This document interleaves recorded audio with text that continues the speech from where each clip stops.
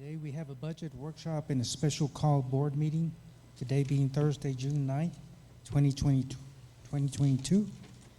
This is, again, budget special call board meeting for the San Felipe Del Rio Consolidated Independent School District Board of Trustees. Madam Secretary, would you do us the honor of calling roll?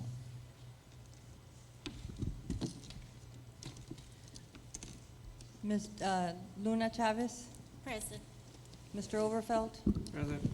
Ms. Gonzalez, Here. Mr. Mesa, Here. Mr. Galindo, Here.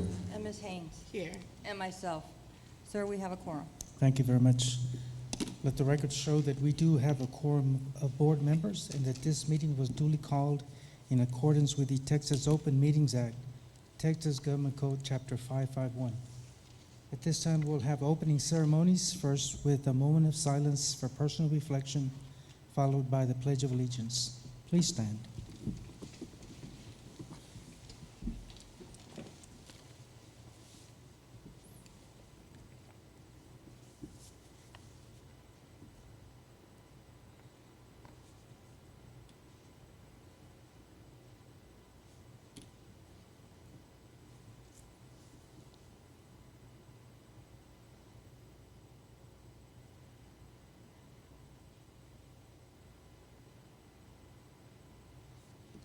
I pledge allegiance to the flag of the United States of America and to the republic for which it stands, one nation, under God, indivisible, with liberty and justice for all. Again, thank you very much. First item we have is our workshop, and we'll call Amy Childress.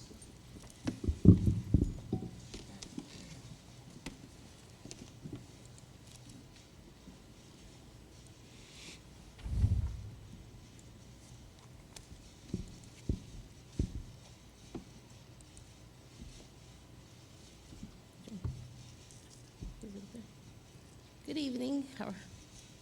Good evening, President Mesa, Dr. Rios, and members of the board.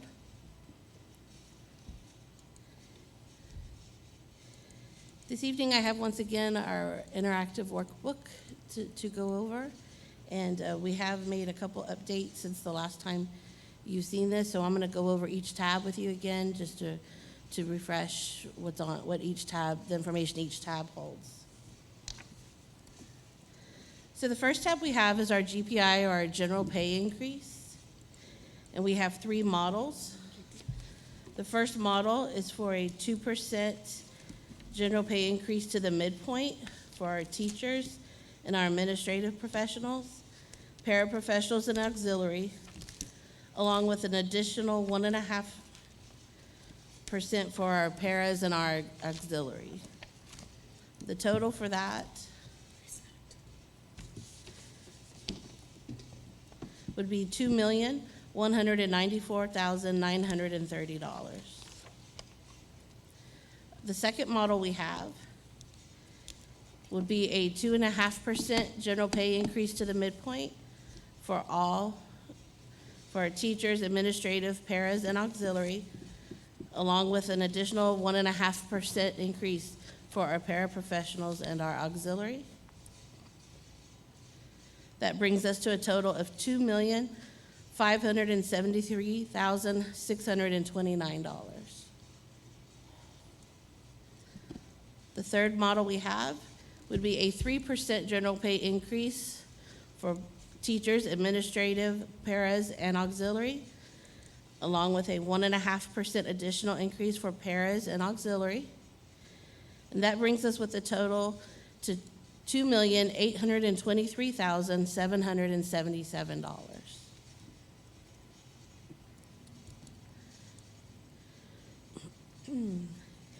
In addition, we have the information if we were to up our starting rate to $15 an hour, and we offered three different scenarios. The first being if we were to implement this in over 3 years. The second would be to implement it over 2 years. The third would be to implement it over 1 year. And we broke this out. We were able to get updated information from TASB. So for the implementation over 3 years, the way it would be done would be the first year we would bring the starting rate up to $12.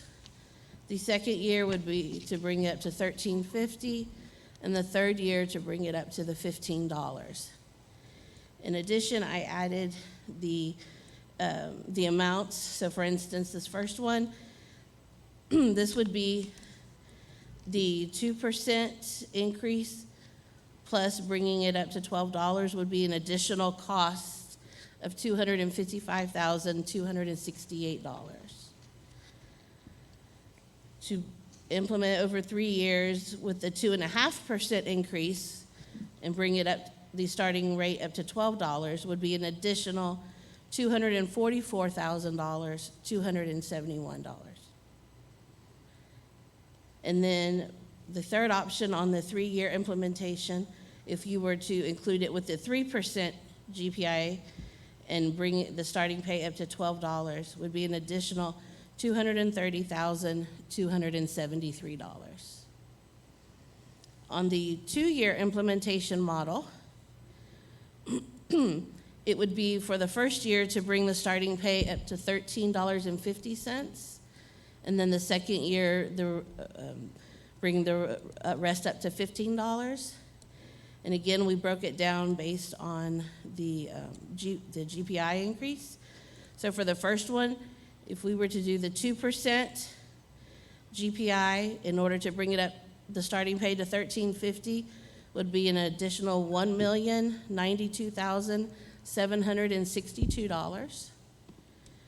If to do the 2.5% general pay increase and bring the 2-year implementation, so to bring the starting pay to $13.50, would be an additional $1,072,499. And then the third, to do the 3% general pay increase along with the 2-year implementation of the $13.50 for the first year, would be an additional $1,048,522. And then the third scenario we have on the starting pay would be to implement the full $15 in 1 year. If we were to do that with the 2% general pay increase, it would be an additional $1,863,544. To implement it with the 2.5% general pay increase, it would be an additional $1,837,629. Oh, and this is my mistake, I'm sorry. And then to do with the 3%, it would be an additional $1,808,430. Question, Dr. Rios.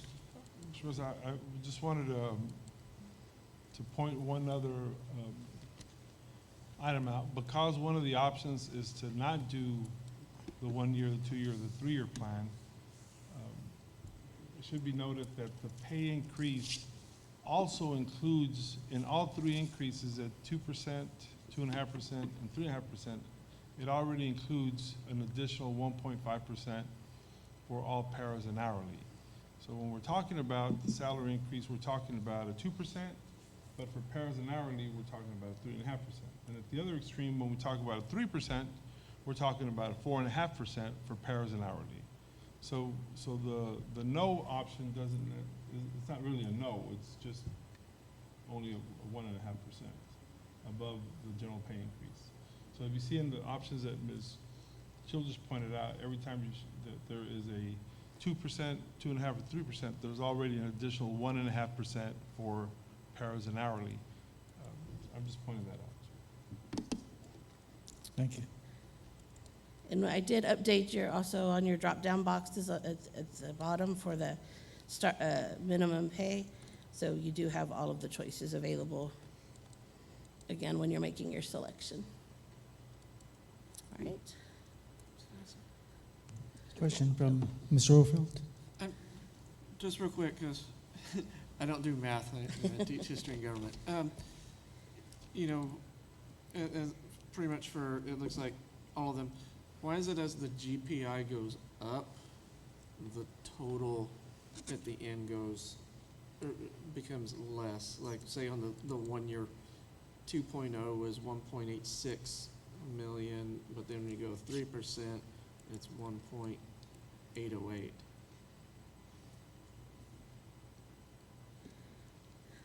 Because they're taking into consideration the GPI first, and then they also have certain adjustments where they adjust to the market and things like that.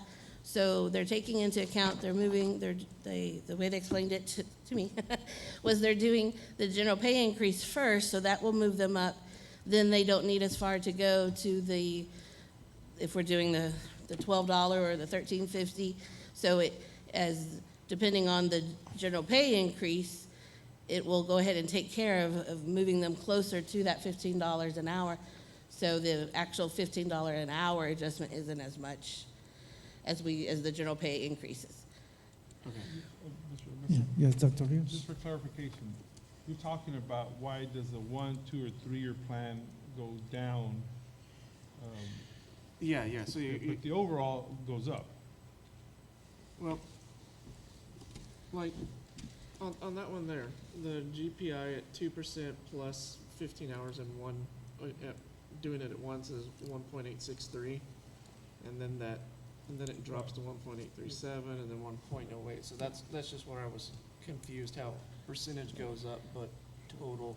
Right, because we're only talking about the total that would be needed to take them to the starting pay of $12 an hour. So if you're making $10 an hour and you get a 3% increase, so that's gonna take you to whatever 3% is, right? But it's gonna take you a lot closer to the $15 an hour than getting a 2% increase is gonna get you closer. That's why the final adjustment to get you to 15 is lower as your pay increase is higher. Okay. Thank you. Thank you, Mr. Overfeld. And I have a question. Shouldn't that third, This one should be 3%. it Yes, should sir. be 3%, yes? I'll update that for you. Okay. I just thought it was a type or something. Yes, that should be a 3%. All right, can we go on next person? Okay. Any questions? Anyone else? Okay. On the personnel tab, again, we do have a couple updates.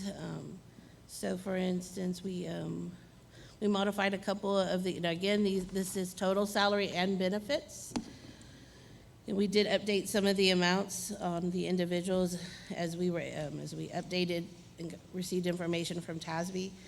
We also did, on the 8 security police officers, we did bring that, it was a starting salary of, I believe, about $56,000, and that was with, I believe, like 15 years of experience. So we did bring it down to about 5 years of experience. So it lowered their beginning salary to about $40,000, and then plus benefits. So again, we do have these positions. The head band director, fine arts coordinator, we're looking at reducing that job and splitting it into 2 separate, the director of fine arts and the head band director. Then we're looking at adding 1 police lieutenant, 8 officers, and then we are looking at the converting the counselor position at Early College High School to an assistant principal. And then we have the reductions due to master schedule reductions.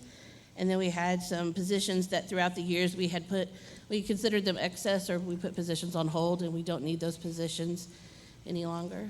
So those are the reductions we have. All in all, on the personnel, it would be a reduction of $907,888 if you were to choose all of those selections.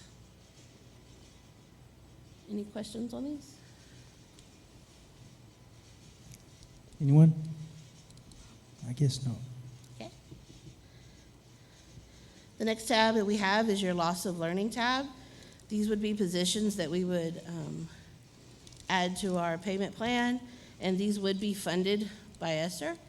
We have 2 bilingual coordinators for a total salary and benefit amount of $174,484, and 3 ESL strategists for a total of $204,222. Those, Amy, I have a question here. You know, we had ESER 1, ESER 2, ESER 3. So what is the deadline for utilizing these monies? okay, so ESER 2 ends in September of next year, 2023. ESER 3 will end in September of 2024. And we have about $6 million in 2 and about $5 million, $5.5 left in ESER 3. Okay, and Dr. Rios, if we don't utilize these monies, do we have to return these monies? Sir, the monies that we don't use for this year, we can roll over. But absolutely, any money that we don't use by the end of, not this coming school year, but the following one, we absolutely have to return. Okay, So we can say we have 24 months from today to use the ESSER funds. Yes. And that's probably the most important question tonight, because the budget's going to be in a deficit. And then what we have to realize is, okay, how much can ESSER funds be counted on to make up for the budget for these next 12 months and the following 12 months? So we have to be careful not to use all the ESSER funds for operating just in 1 year, and then the following year, then we have to reduce the budget by that much. So that's very important. okay, thank you. Anyone else? Mr. Mesa, Yes. or Dr. Rios, can some of the ESSER funds be also utilized for providing training for the bilingual teachers?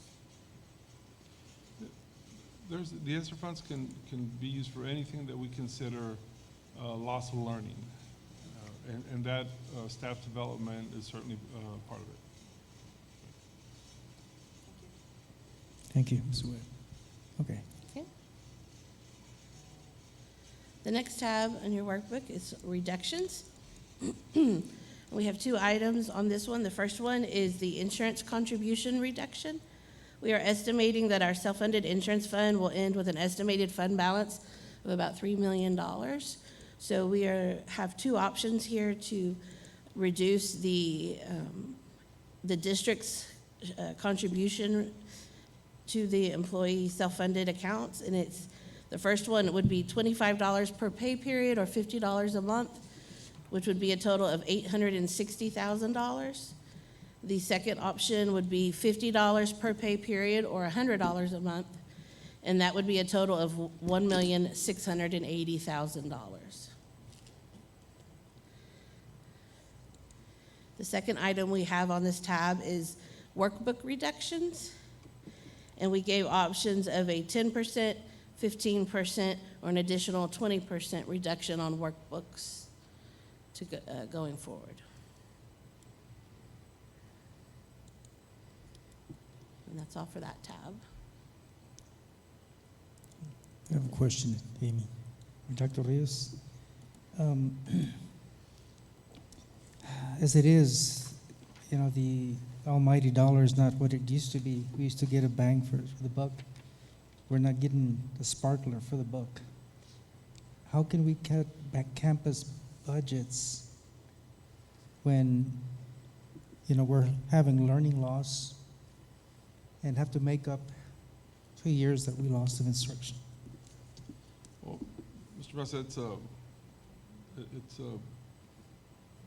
a hard question, but only because I have to provide a hard answer. And when we looked, so for example, as superintendent, I directly supervise certain individuals that don't report to cabinet. And as I review the budgets with them, I feel very confident that I can find 10 and 20% reductions that will still not reduce the effectiveness of the programs. That's on the program side. On the campus side, I trust that there is significant amount of resources that are purchased where they're needed through different grant monies. And then I also have to question Mr. Mesa, and I'm not making a generalization that this happens across the board at all, but I also have to question how some of the money is used when we have to deny some of the purchases at the central office level because they don't have to do with loss of learning. And again, I'm not making a generalization, but I just think that between bad purchases and some of the grant monies that we have to buy resources where they're needed, I think that we can provide for the loss of learning and still be good stewards of the money to provide as close to a balanced budget as we can. I'm not at all jeopardizing loss of learning. Again, I want to reemphasize over and over, because of the grant monies that are out there that are available to some of the most needed areas, and because some of the purchases that we end up denying throughout the year. Then would I would like to request that campus be on a separate vote from the group. Would that be possible? Yes, sir. We're not approving the budget tonight, so we can go back and separate programs and campus budgets, and then we can create a different tab for that type of savings. Yes, I'm talking about the interactive workbook. Yes, sir. If we could separate campus We can. from the rest of the group, Yes, sir. if we could. Thank you so much.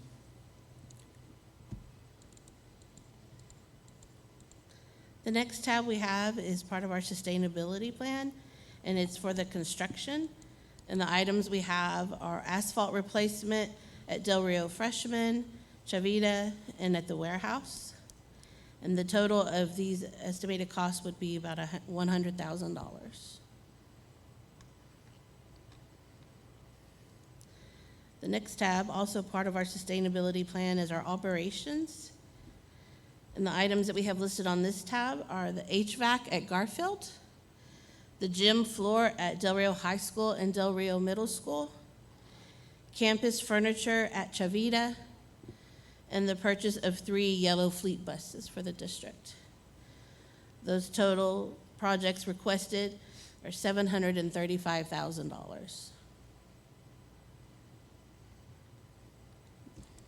The next tab we have as part of our sustainability group is our technology.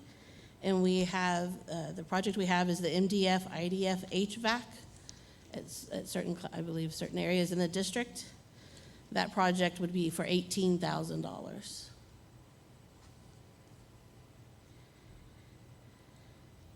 And then the next tab we have is Unassigned Projects. And the 2 projects we have listed on this tab would be the Del Rio High School Loop Project and the old Garfield Warehouse. And the total requested projects for this tab would be $4,570,000. Question, Dr. Rios? Mr. Mesa, to better explain the second tab, can I, is it okay if I just go through very quickly and ask Ms. Childress to make sure that we have the right things checked, yes or no, at least from our recommendation, so that then we can explain why the second tab or that final tab, how it can balance out. Again, not that we don't have to do this at the end. I just want to be able to share, our thought process and our discussion. So if we go to the projects, Amy, the construction projects, I'm sorry, that one, yes. So on this one, we're saying no to the proposed loop, because obviously there's going to be a big deficit, and there is undedicated fund balance that the board has the option of doing part of it if they choose. So for the budget right now, we can no longer recommend that. So that's a no. For the warehouse behind Garfield, because we want to consolidate the expense of 3 properties into one and save money, we think it's a good investment to save money by being able to sell 2 older properties and only keep 1. So we're saying yes to the warehouse. The next tab, ma'am? That's $18,000, and truth be said, we can fund that from the budget if y'all said no, but we're gonna say yes just for moving along. The next one, ma'am? Operations? Mm-hmm. Okay, we're gonna say yes to 1 bus. Yes, sir. Okay, and then the paving at those campuses is needed, and the AC at Garfield absolutely needed. Okay, everything, the other 2 buses we're saying no to. Okay, the next tab. Is that Construction, the asphalt replacement. asphalt? Okay, yeah, sorry, asphalt, we're gonna say yes to 3 projects. reductions Reductions, for we're insurance? going with the highest reduction for the insurance. Yes, sir. And then, for now, we are gonna go with a 20% reduction in workbook allocations. Now, I'm sorry, Amy, can you go back to the other one? Here's our logic for the insurance reductions. We know that we have enough money to cover health insurance for the next year, which we weren't in that position a few years ago. And at the end of this coming year, based on further reductions and hopefully higher enrollment from the students, we'll come closer to balancing the budget. So we feel confident that next year we can make adjustments and put money back into it. We just don't know how much, because we don't know how many of those 600 students we're going to be able to get back. But we feel confident that we can have a sustainable health plan for this coming year without passing the cost on to the employees. Okay, next tab, ma'am. The loss of learning. Yes, sir. Okay, on this tab, I'm saying no to the bilingual coordinators, and I'm saying yes to the strategists, only because the strategists are gonna, there's teacher pay, and they're gonna work directly with the students. Unfortunately, because of the numbers that we have updated, I just know that by adding the bilingual coordinators that I do believe we need, it just creates more cuts the following year, and I don't want to create areas where then I have to cut. But they're definitely needed, but we're saying no, except for the strategies that'll work directly with students. Next one. On that one, we're saying yes to the fine arts director and the lieutenant, 8 police officers, and the counselor, which is a wash in the money. Okay. And then the last one, ma'am. Okay, here's on the GPI. Okay, I'm saying 2% increase, and the 3-year plan, and just highlight the difference, ma'am, in the 2% increase, what it costs for everybody, and the difference in the 3 years. What does the 2% cost us? The 2% is the 2.1 million. Okay. And you want, and then plus, if we did the 3-year, it'd be. No, oh, just the 2.1 and then the 3-year plan. Add the 3-year plan to it. What's the total? Yes. Here's the 2% increase, correct? Yes, ma'am. And then the 3-year plan to implement would be $2,450,198. Okay, so that's an additional $350,000. Again, it's 350 because there's an additional 1.5% built in for paraprofessionals. So paraprofessionals and hourly are getting the 2.1 million, and part of that is a bigger increase because of the additional 1.5%, and then another 250,000. Okay, so now let's go to the final tab, ma'am, and explain the deficit. Okay, so just explain the deficit based on that scenario. Okay. So we currently are projecting income of $95,114,520.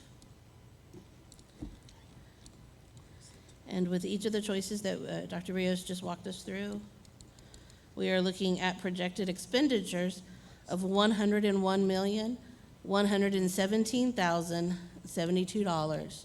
So that would give us a deficit of $6,002,552.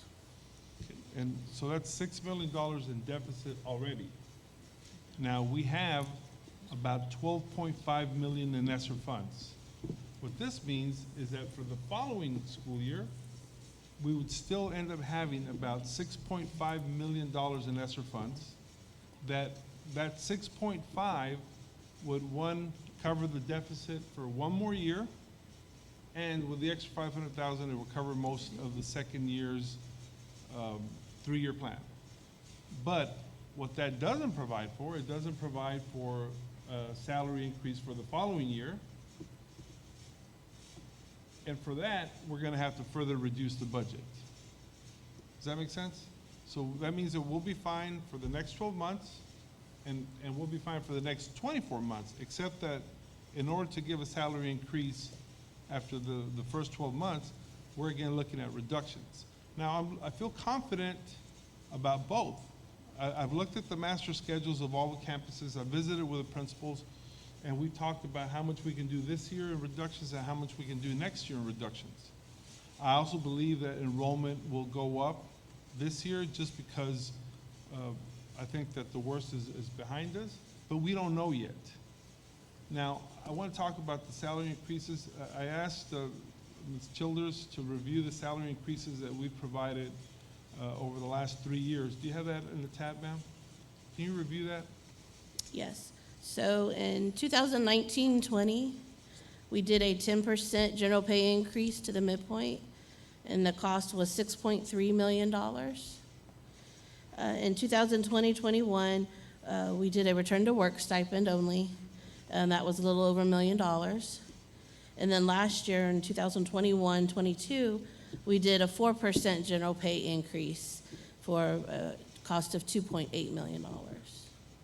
So my only point in bringing this up is that with the exception of last year, over a 4-year period, if we give a 2% increase this year, over a 4-year period, we've done an average of 4% every year.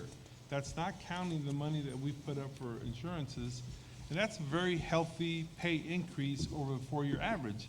That's why when we look at our starting pay compared to most districts in our market study, we're above them. We're above United ISD in terms of starting pay for our teachers, really for all of our employees. So I know that the board and everybody in the administrative team, we want to compensate employees as best we can.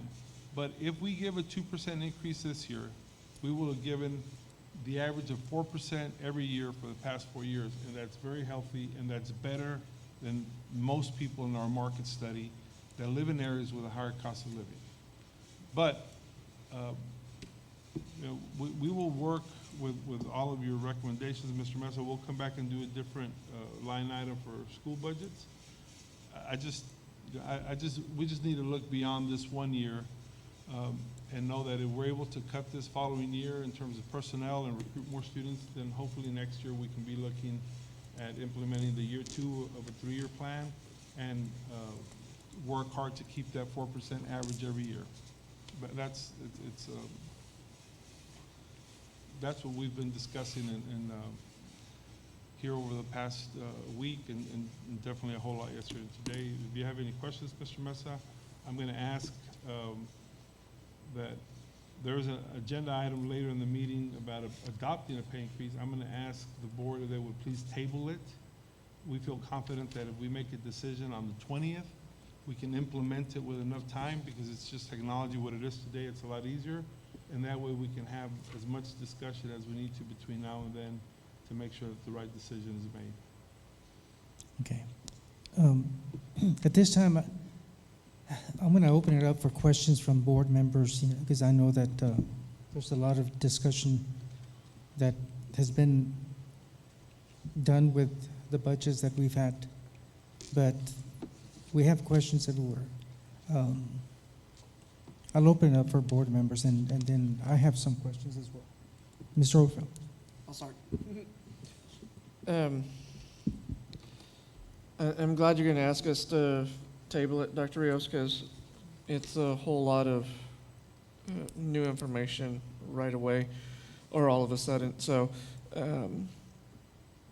I definitely want time to go in and look over everything, because there's going to be some very difficult decisions that have to go in and be made.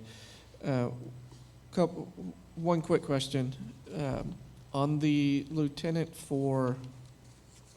position for the district police, is that individual, are we looking to pull that individual from within the existing force, and whatever the answer to that is, and then what is their responsibility going to be? Are they going to be roving constantly to each campus this year? Because we know that security is going to be a big factor. Sure.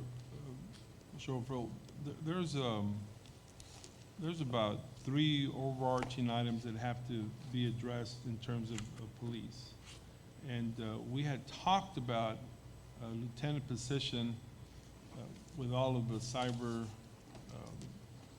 misbehavior and being part of a task force with Homeland Security. Obviously not 100%, but collaborating on that with all the predators that are online for our kids. So that had already been part of the discussion. Here, having to do all the collaborative work with the different law enforcement agencies for security, that's certainly going to play a big part of that. And supervising or helping to supervise the additional 8 police officers at the elementary campuses. There would be a whole lot to do. As far as who the individual would be, because it's a peace officer position, I would give the chief of police all my confidence in him making that selection. So whether he promotes from within or recruits, that's him. Okay. And along that same line, you talked about the cyber stuff and external threats and whatnot. I know FERPA hinders a lot of what we as a district can do, but I know that there are federal and state statutes that say that law enforcement agencies can share information about incidents that might occur. So if DRPD or Val Verde County Sheriff's Office over a weekend responds to a complaint or something where a student was arrested for something or made a threat online, it was reported to PD or VVSO and they responded. There's that work around FERPA that they could tell our police department about it, and we could be, instead of finding out about it days or weeks later, we would be able to know very, very quickly. So is that something that lieutenant position or even the chief of police, that's something that would fall under their purview as well, so that we can stay much farther ahead of what's being done online and not learning, days or weeks later that, oh, this happened and this person was on our campus? Sure, Mr. Overfeld. We already have that arrangement. It used to be that all police officers had access to our information. Okay. But in order to increase security, we just identified the chief of police and sergeants that would have that information, and they know the legality of sharing it back and forth. So that's already part of it, and this new position would certainly be included in that as well. Okay. I'll yield for now, sir. Thank you, sir. Anyone else? I have a couple of things. The inflation rate for the last 12 months has been 8.3%. I'm looking at the human factor, and I'm thinking, we have projects that we could do away with to consider, let's say, for example, bringing the hourly wage to 15 hours. We can't, $15 an hour. We can't do it in 1 year. I favor 2 years over 3 years. That's personally. The only thing is, by the time we're done with 2 years, like Mrs. Gonzalez said, it'll probably be $18 by the time 2 years are over. It'll go up again.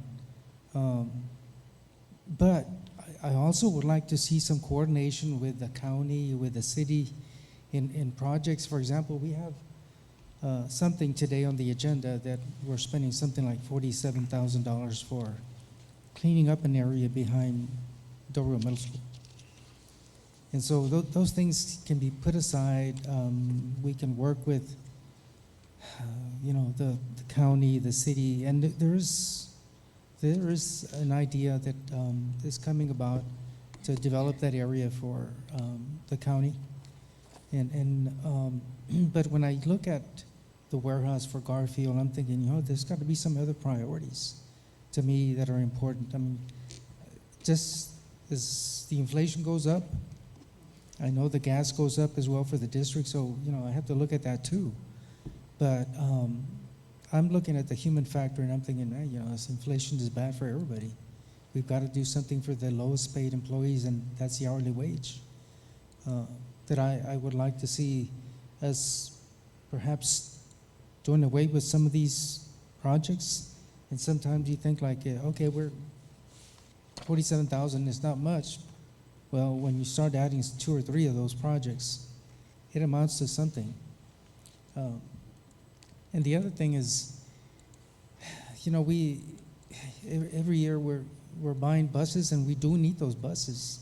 I don't want to cut in areas that, we don't need to cut. I think buses are important, but we have to look at the overall budget step by step, because when I hear, for example, that we're trying to cut days and vacation days from 226 employees, I'm thinking we've had the roughest 2 years ever. And, they need their vacation days, and sometimes we bring a surprise like that, and they've had things planned, either doctor's visits or whatever, scheduled already during that time, that I would not all of a sudden change their 9 days or whatever days they get to 5 days. And so that needs to be explained so that everyone can understand, either employees and board members as well. But we've had a rough 2 years, and again, I'm looking at the human factor, and I'm thinking, and if the kids went through so much as well, that mental health is the top, one of the top areas that we talk about for the coming years. The employees went through it as well. And so we have to consider them and provide for them as well. But, it's, to me, I'm saying we need to take the human factor first before facilities and do something about our employees. And I'll yield to anyone else. Anyone else have a question? Mr. Galindo? Go ahead. Oh, Becky? It's really not a question, but I'm glad we're tabling some of this, because as a new board member, I want to be more informed, and all of this is a priority, and there's some that go beyond the priority, like security, being number one. Buses are very important. Aesthetics of the buildings is very important. And so I think all these decisions that need to be made is just going to take us, or at least me personally, I am getting informed. I'm learning, but I think I need more time to make, a sound decision. And so I'm glad we're tabling some of this. And basically, that's all I have to say. Thank you. Mr. Galindo? Ms. Childress, if you would go, when you were talking about the increases in the return to work stipends at the 6 and the 4%, or 10 to 4%, is that just teachers, or did that include teachers and paraprofessionals all the way across? It was all the way across. All the way across, okay. I guess my next question will be on the positions. And like I said, if you could just educate me on this. So we already have a headband director, and we also have a fine arts coordinator. No, sir. I'm guessing you're going to probably, however you hire, headband director is going to go back to his 102, 424, and we're going to add on the additional 115, or correction, it's going to go to 115. We're going to add on an additional 102, or if they're already working for us, it's just a smaller increase of, say, a couple thousand. No, sir. In this case, our headband director is our fine arts coordinator. Yes. So we're talking about that being a complete addition. Okay. We're talking about creating or restoring that position of head fine arts director. Okay. And that was done previously, right? They've had a fine arts director? Yes, sir, we did. And was that something y'all did away with within the last couple of years for like a budget cut Yes, previously? Okay. And then, just like we were saying, so you're looking at doing 9 full security positions It would be the lieutenant plus the 8 security officers. That's not all incorporated into, you're not gonna pull the lieutenant from the 8 security officers, is what I'm asking. No, sir, we're talking about 8+1. Okay, I just wanted to clarify on that, just because I knew there was a director of fine arts, then it coordinated into one, and to add another, 102,000, I just wanted to get clarification on what y'all have done previously. Dr. Rio? It's a whole lot of information, and I'll tell you that one of the discussions that we had in cabinet is, go for example to the loss of learning tab, ma'am. One of the discussions that we had in cabinet was about the coordinators and saying, well, we know we're gonna have to cut in 2 years, so even though I feel like we need them to improve on the resources, we're just gonna create a situation where, we're gonna have gains for 2 years and then we're gonna cut. But I wanna share with y'all why we put them up there to begin with. If we look at our reading scores across the whole spectrum this year, and we haven't shared them with you because they're not final yet, but hopefully by the 16th, is it the 16th, Ms. Gomez? We'll get all of the scores and then we'll share them. But in reading, for example, we developed a planning protocol that includes the curriculum dashboard. It's very extensive, and it includes where the principals plan with the teachers. Across the board, there was very high scores. And it wasn't where we can say that the high scores were just at one campus. I mean, they were across the board. The highest third grade scores in the district were at North Heights Elementary. They had the highest scores of any other third grade. The highest fourth grade scores were at Buena Vista Elementary. And the highest fifth grade scores were at Lamar Elementary. So that tells you that it wasn't just the school with kids with a lower socioeconomic population that did well. It was kids across the entire district. I mean, Lamar had the highest fifth grade scores of everybody. North Heights had the highest third grade scores. Buena Vista had. So the system that we had in place, it's there now. It's solid. But we built that system with a whole lot of help from coordinators over the past couple of years. And that's what we want to do with Bilingual. But we understand that the budget's the budget, but I want to make sure that everyone understands why those positions are important. But again, we'll have to cut them. The strategists are important because they work with individual students. At least that's our plan for this coming year. But I feel strong enough in our Tier 1 instruction and the direction that it's headed that if it came to cutting in the following years, we could do without that. Maybe not be great, but be very close to it quicker than we otherwise would. So we consider everything when we're looking at what we'd like to propose. Mr. Mesa, you talked about, what do we do, like for example, building the warehouse at Garfield. If I didn't think that I'd be saving enough money by doing away with 2 other properties to way offset the 40,000 or 70,000 that we were planning at Garfield, I wouldn't make that recommendation. I think that an investment of 70,000 in Garfield immediately gets it back when we sell the properties that we're trying to sell. Plus, it provides years of savings because we no longer equip those buildings with utilities, and we no longer equip them with internet. So we totally get that the human element is more important. I just want y'all to know that, we thoroughly discussed this, and our goal is always to immediately save money for the future. Doesn't mean you have to approve it. We have a lot of work to do anyway, and we'll manage. But I do want y'all to know that we think about it, and we're only wanting to invest 70,000 in Garfield, so we can sell Wagon Wheel hopefully for 350,000, and then sell the Austin building for whatever we're able to get with the market will bear, and that'll more than make up the 70,000 plus provide years of savings. So we think about all of it, but I think that we also have to, it's also important that everyone understand that there is a focus on our employees, and this board I'm sure we'll put them first, just like every board has, and ensure that we give as much of a pay increase as we can. But we also have our mission with the teaching and learning, and, you know, that's also important. So anyhow, it's difficult. We stand ready to move in whatever direction y'all want to guide us. Yes, thank you.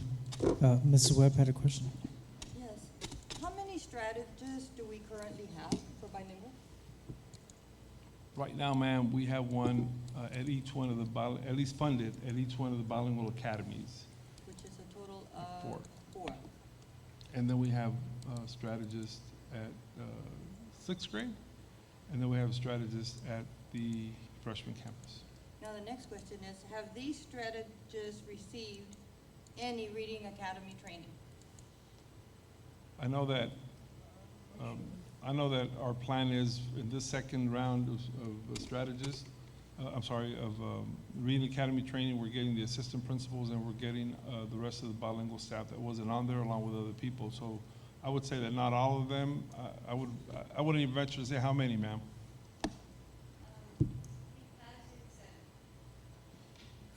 Well, because we have to get K1 and 2 done first. That's why they haven't Right, had the priority. kinder They through haven't gone third. first. If they were a kinder, first, second, third grade teacher, then they have received it. Mrs.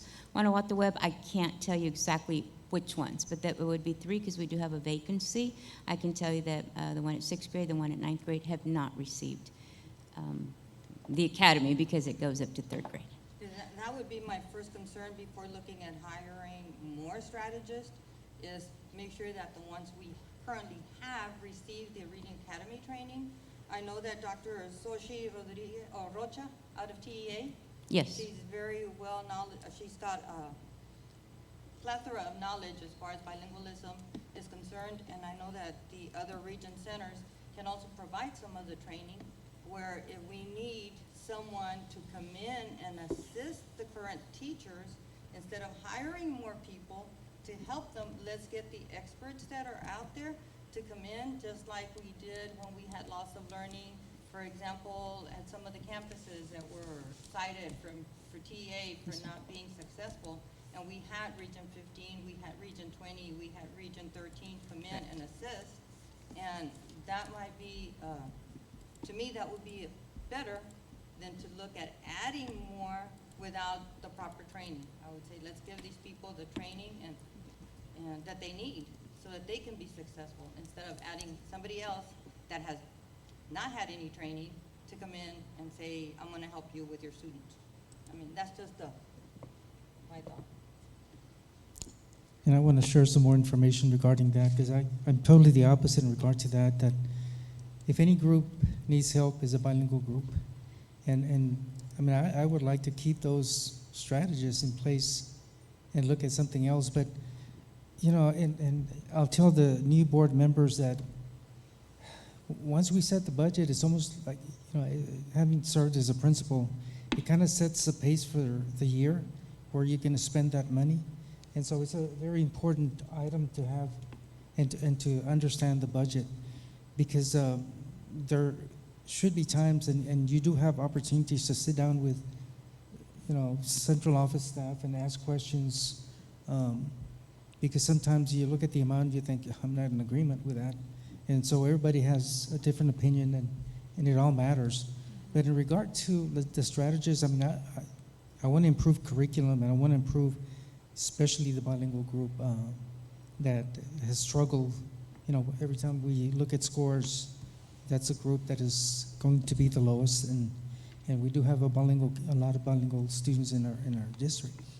So with that being said, I do want to, you know, again mention that we need to look at everything and try to get some help from the county, the city, and everyone, so that we can save some money along the way. But again, we have a lot of information before us, and I appreciate the administration and Amy, your department, to Thank you. present And tonight. Mr. Mesa, if I Yes. may clarify, I'm not against the strategists. I just want to assure that these people receive proper training. I was the bilingual coordinator for a while with the bilingual department, and it's very important that the people get the proper training. And if they have the training that they need, I know that our students will be successful. So I'm not against strategists, but let's provide them with the training they need, not add more people that have not received any training. No, I understand. That's what I'm saying. Yeah. Thank you. I think the opportunity that we have with the ESSER funds is, we have a window of time and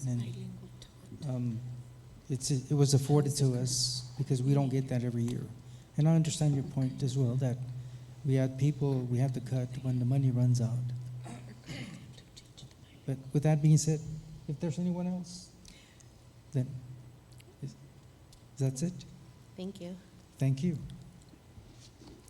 With that, we'll adjourn the workshop and go into our regular meeting. And next item that we have on we don't have any citizens comments. Anyone here? But with that, we'll go to the consent agenda. And there are several items here. Consideration to approve a purchase order over $25,000 with N&N Landscaping LLC in the amount not to exceed $49,746.74. Funding source, general funds for clearing overgrowth and brush at the Del Rio Middle School. Dr. Rios, I think you got a call today from Commissioner Vasquez. You want to mention? Yes, sir, I did. The school district cleared out a property directly behind Del Rio Middle School. It was just full of brush, and so now it's open, and we can clearly see possibilities back there. So the commissioner was wondering if we could partner with them to use that property to build some type of park. And we're going to meet next week. Now, unfortunately, this part that's getting cleared out, it's just it's like a narrow strip of land along the easement where that drainage ditch is that eventually intersects Highway 90, and then on the opposite side where it used to be a nature trail, that's not the property that he's talking about using. And the reason that we're bringing this before the board is just because at least the property east of Del Rio Middle School that's very overgrown, that has created an opportunity for students to go out there before school or after school and engage in activities that can't be supervised because you can't see it from the school. And then the opposite side, it's just very thick brush, very unsafe, and that's why we're bringing this one. But we do hope that in visiting with Commissioner Vasquez, we could create some areas out there where we provide the property and they provide the funding and manpower to do something valuable for that community as well as Del Rio Middle School.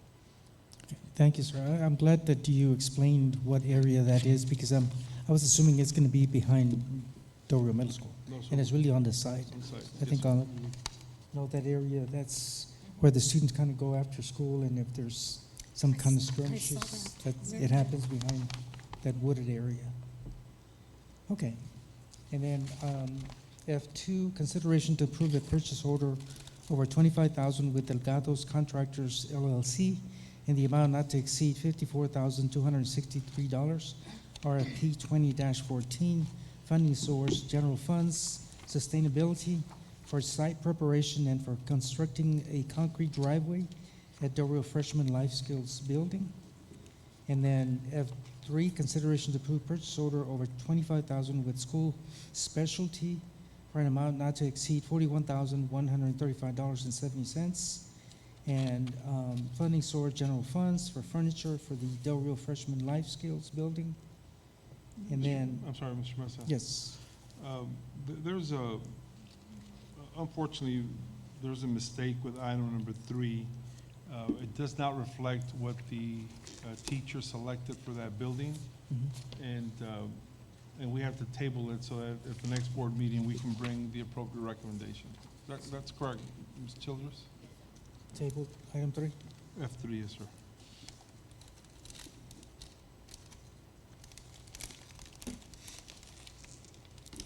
And then, of course, G, contract over $5,000, consideration to approve a contract over $5,000 in and a purchase order over $25,000 with DOP Cleaning Service in the amount not to exceed $46,200.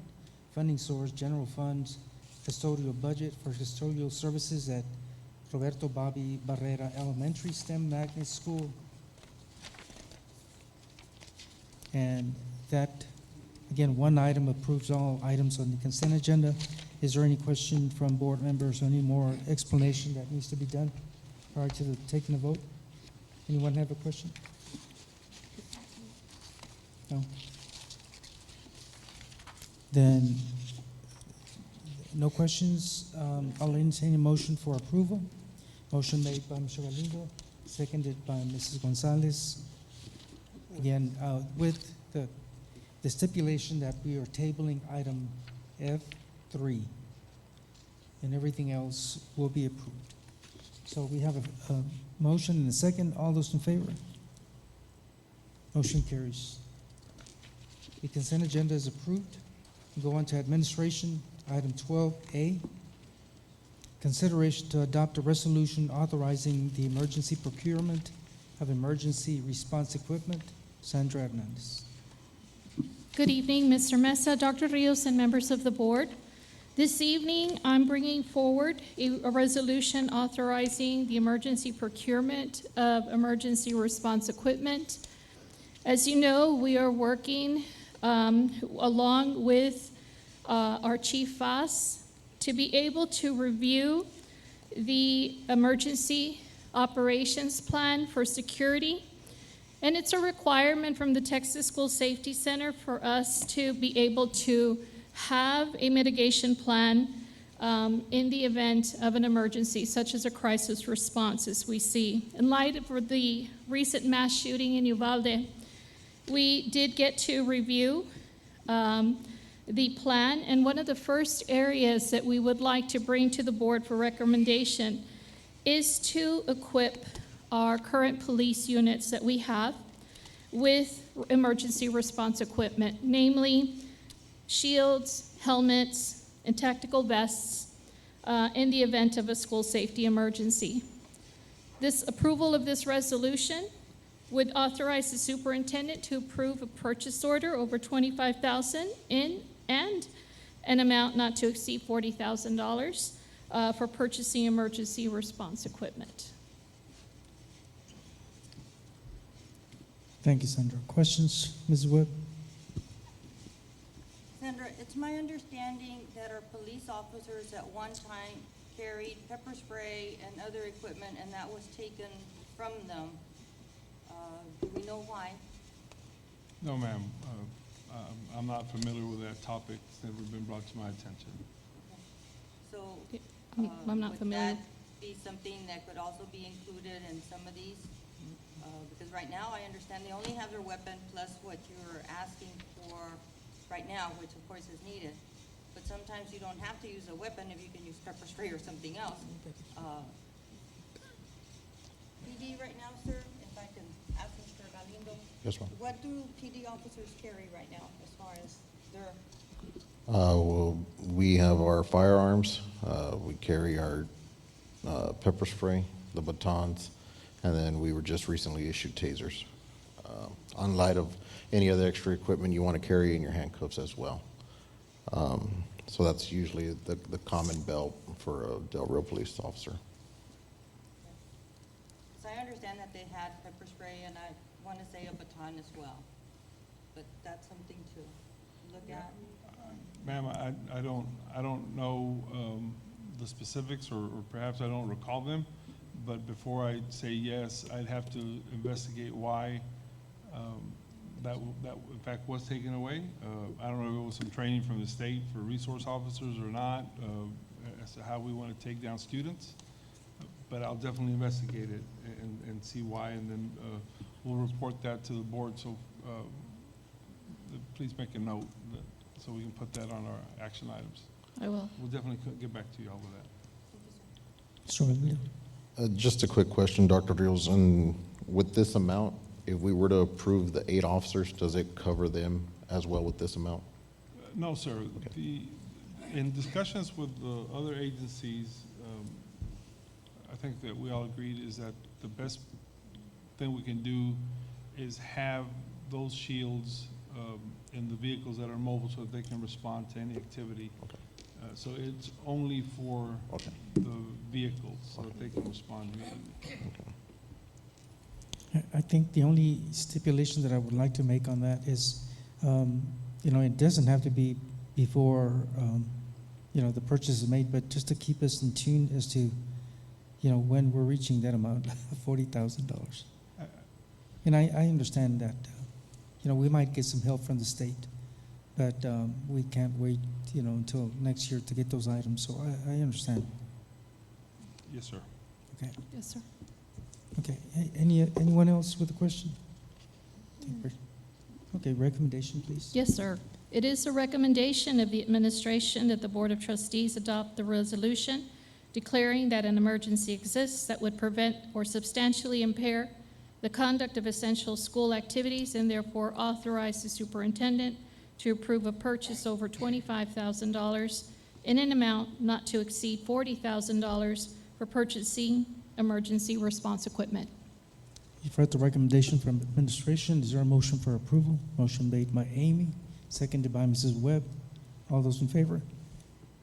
Motion carries unanimously. Thank you, sir. Thank you. Item 15A, Business and Finance. Consideration to approve the board meeting date for the purpose of adopting 2022-2023 budget and discussion of the proposed tax rate to be set for June 20th, 2022. Amy Childers. Good evening once again, President Mesa, Dr. Rios, and members of the board.